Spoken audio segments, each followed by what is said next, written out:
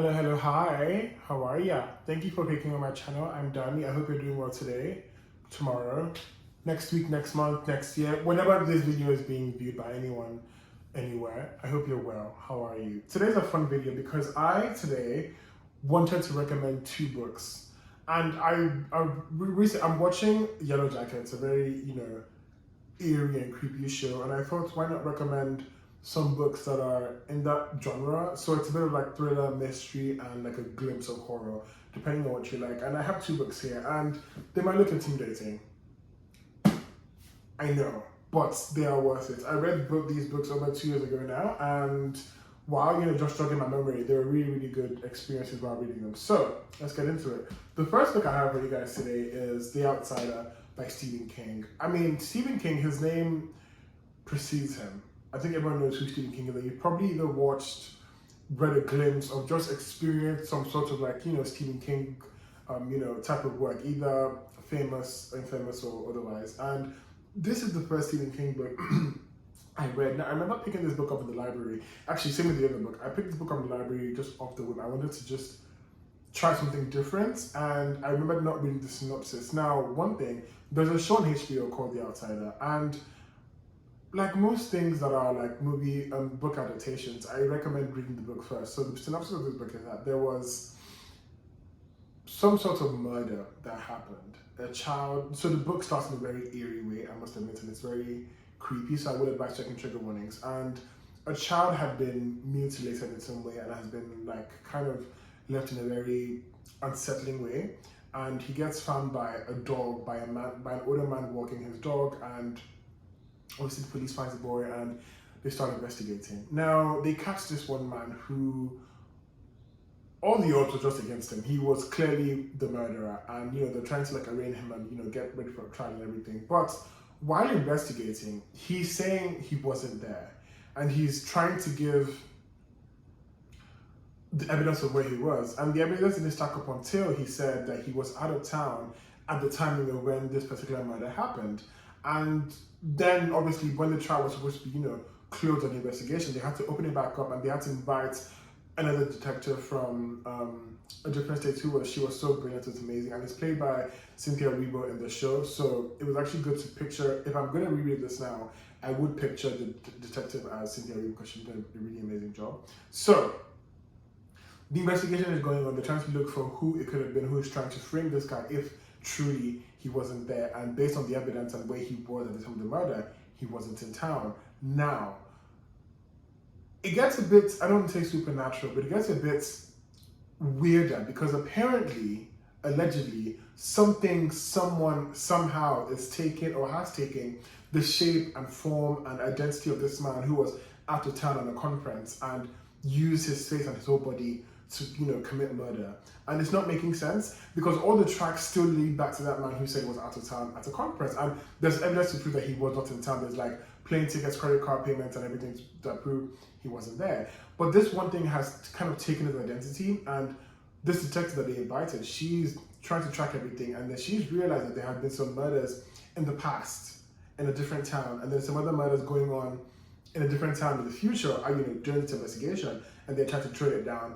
And from there, the book is just, going on with the investigation and trying to find who the real perpetrator is. And it's an amazing read. It's very spooky, and for my first Stephen King book, I have two more on my shelf now that I really want to get into. And the dialogue was amazing, if I remember correctly. The unraveling of the plot was really good. It wasn't really, there was no breadcrumbing. It wasn't spoon-fed as well. It was just you were knowing everything you needed to know on a need-to-know basis. Like you would, start with the investigation, start with the trial, start with the murder, and then start with the evidence, and then, you don't even really find out about this weirdo, this creep, or this supernatural entity till they bring in like this new detective, and she's like, wait. Let's start again and, wipe up the board and start over. And I think one of my best parts of this book was that during the investigation and during the everyone getting together, the new detective and the police department and everything, they all got together, plus another detective who was supposed to be on vacation. They all get together and they're trying to put their heads together to see what they can miss, what's been going on, and they're taking, they took a trip I enjoyed that segment of the book. I think it's something about just like road trips and teamwork and like the Scooby-Doo of it all. They had that moment where it was like 4 or 5 of them and they just, go out of town and they're trying to like trace steps and they're going to like different houses to ask questions. It was really, really entertaining, and like I said, everything was just, getting revealed as they were going on this trip, and it was perfect. So I recommend this book. It was resolved really, really perfect because I remember finishing the book at work as well, and I was standing because I needed to know what was happening as, the book was ending. It was really, really good. It gets a lot more intense, and there's like glimpses of like creepy things, spooky things, and scary things in a very Stephen King manner. It's a really, really, really enjoyable book. I'm rambling now. It's really amazing. It's like 500 pages long, and if you really feel like it, I highly recommend this book. Alrighty.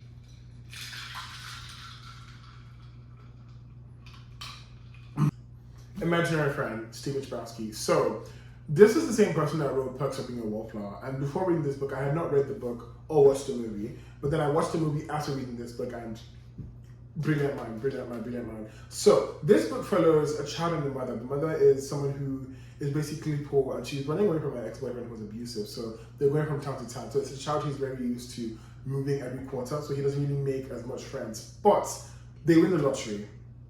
And before I carry on, they have a very, very amazing relationship where they do almost everything together. And in moments where she's like not really meeting up to expectations of like a regular mom, they compensate with their like, relationship and like going to see movies or like getting mac and cheese. So it's a very, very good mother-son dynamic that I really, really enjoyed reading as well. So they win the lottery, they move to this new town, they get a big house, things are going really well. He's in school, he makes new friends, and he's happy. Ideally, but one day, I think his mom either forgets to pick him up from school or she's late to pick him up from school. So he's in the parking lot, the school's empty, and the school seems to be empty. And he enters some sort of trance and he hears a voice telling him to do things. Now, this voice is basically just saying things he wants to hear. And what is it with kids and horror movies and like books? I don't get it. But he's hearing things he wants to hear, ideally. And what then happens is throughout the book, when he hears his voice, it's like some sort of trance telling him to do something. Pick up trinkets, pick up wood, and go to like the middle of the forest to build something. So this voice wants him to build something, and he's basically building some sort of like, see right here, some sort of tree house, which is then going to act like a beacon, right? It's some sort of, it gets a bit, not supernatural, but it gets a bit multi-dimensional in a weird, interesting, but relevant way to the way this book was written. So he's then involved his friends, and his friends are useful as well because this, voice was smart to pull the friends in. So one of the friends, the mother is like a doctor, and they need some stuff in the hospital. Another of the friends, I think the father is like a sheriff or something. So when they're like caught outside at a very odd time, or when they need the key to get into like, where the treehouse needs to be built according to this voice, the friends are very useful in those aspects. So he's building the tree house, and in some ways, his relationship with his friends get better as it gets a lot more intense. So there's a particular time in the book where they fall asleep at night, while building this thing, and the voice is like, no, wake them up, they have to do this now. This voice apparently is running away from some sort of villain, and he needs the boy's help. Now, as the book unveils, you realize that some people are just not as good as they seem to be, and the plot thickens, it twists in a way, and you then realize that like the good guys are not really the good guys, basic cliche things like that. But I really enjoyed the storytelling, I really enjoyed the dynamics, and in some ways as well, while also reading about the son, the mother, who is also trying to adjust to being newly rich, winning the lottery, she's then, has some altercations with like one of the policemen, I guess the sheriff, he worked in the sheriff's office anyway, and he's trying to court her, fall in love with her, and that's like a side romance happening as well. And then another side character who gets introduced is someone who is heavily trying to be in close proximity with God and her religion. She's really, really, she doesn't like step out of line. Even if she steps out of line, she like parks the car to pray, stuff like that, basically. And something happens where she then gets involved with the plot getting a bit more intense towards the end of the book, where there's an accident, she's involved, and her parents, the parents of the girl resent her for something that gets revealed, in the middle of the book as well. So there are those side characters going on as well, and towards the ending, it it just gets rampant, and it's a big book, really enjoyable, but almost like The Outsider as well, which is why I paired these two books. You just get to know everything on a need-to-know basis. It just keeps getting revealed to you. So even though I just said a mouthful, I really think I've done a good job in talking about how good, fleshed out, plot-filled, twist-filled, intentional these two books are. They're really, really good. They're really, really interesting. I highly recommend them. And honestly, I can't wait to reread both. Well, I can't wait to reread this. I've read this, I've watched the show. I'm a bit bored. And also, I then realized that this book, I believe, was not dubbed, but almost fabricated from like a story that happened in real life. So in real life, there was a murder as well, and someone got framed. I think he got arrested. But then there was an ad being shot at the time when this murder happened that just happened to catch a glimpse of this guy in the advertisement. He was watching like football or something, like a school game or something, and he gets released. So in a weird way, I felt like he kind of took inspiration from that story. I don't know. Stephen King never said it. I have no research to back that up. But The Outsider and The Imaginary Friend, these are two amazing, eerie, thrilling, mysterious books that just give you everything. You get the drama, you get the investigations like this Scooby-Doo type thing, you get the horror in a way, and the horror is not like up in your face, it's very, nitpicky, and it just gives you things like little bits and pieces, like when the boy's watching TV and he's watching an ad, and because he didn't do something that this imaginary friend wanted, this cartoon turns to him as like, I'm going to kill your mom, and just turns back and he's like, wait, what the fuck just happened? Was I, those trances. So it's really, really good. I highly recommend. I'm going to stop talking, I can stop babbling, but I really, really hope one of you, just one person, reads any of these books. And if you've read them, come back and let me know what you thought about these books. But that's it for today. Thank you so much for watching my channel. I'm Danny, and I cannot wait to recommend more books to you guys. I hope you enjoyed this video. If you did, leave a like, leave a comment, share this video with someone who you think might enjoy any of these books, or someone who you think has read any of these books and has better recommendations or like better alternatives. Let me know, because I'm always open. I need a lot more thriller books on my shelf. I was looking at my shelf recently and it looks a bit too lovey-dovey for me, so I need to switch it up as well. But I really, really appreciate you guys. Thank you so much for watching.